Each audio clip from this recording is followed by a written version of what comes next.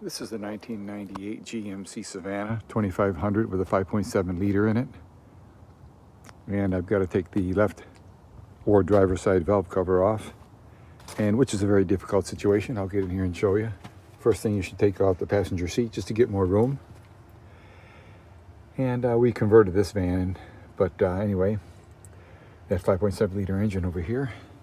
I'll show you what I've done so far. Take the doghouse off.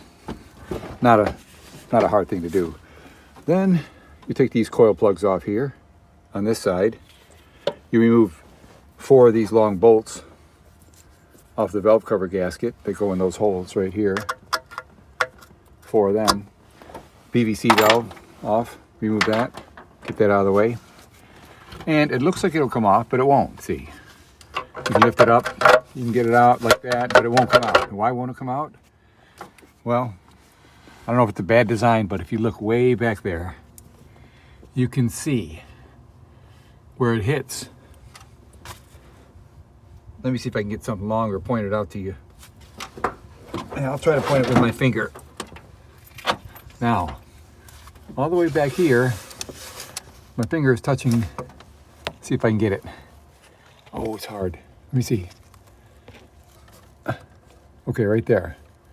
My finger's touching that boss right there.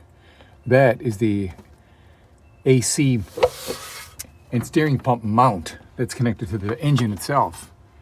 And now when you try to lift this off, it hits that back there. You can't hardly see it, but it's way back there. And it will not come out no matter what you try. You know, you can move it like this. You can get it way up high. You can get it way over. You can see the valves down in there, you know. But you cannot get that back section out no matter what. If you would try to bend it, or you'd break something, you'd bend something anyway.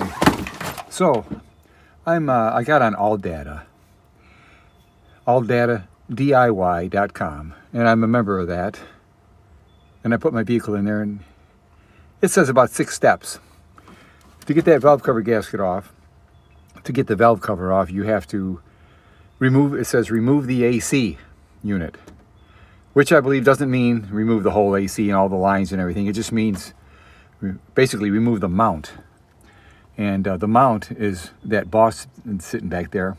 So what I'm hoping to do is be able to remove the mount and be able to push it back just enough with everything still connected to the AC and everything still connected to the steering, because the power steering is also connected to the mount. That's in the way here of this valve cover to come off. The only way to do the power steering part is to get a power steering pulley puller, a remover, to get that pulley out. And so I've got that. Harbor Freight's got them for $20, or you can go to AutoZone and rent them for $37, and you'll get your money back when you take it back. So that's what I'm about to do. I'm going to take the steering pump pulley off, because then the mount will be able to slip out and or loosen up, and then I'm going to loosen the mount up to the AC unit. Now let me go to the front and show you what I need to do to have access to those positions.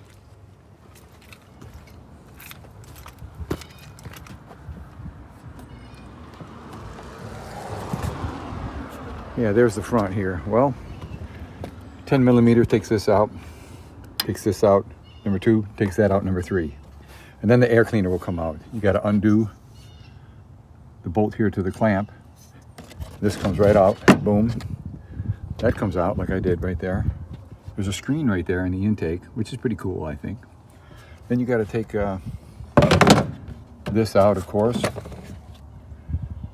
and then this comes out to give you some room to get to the mount. And then I take this coolant reservoir off also to get that out of the way, and I slip it to the left. This is not a diesel, it's a 5.7 liter engine in this van. You know, motor's half in, half out kind of deal.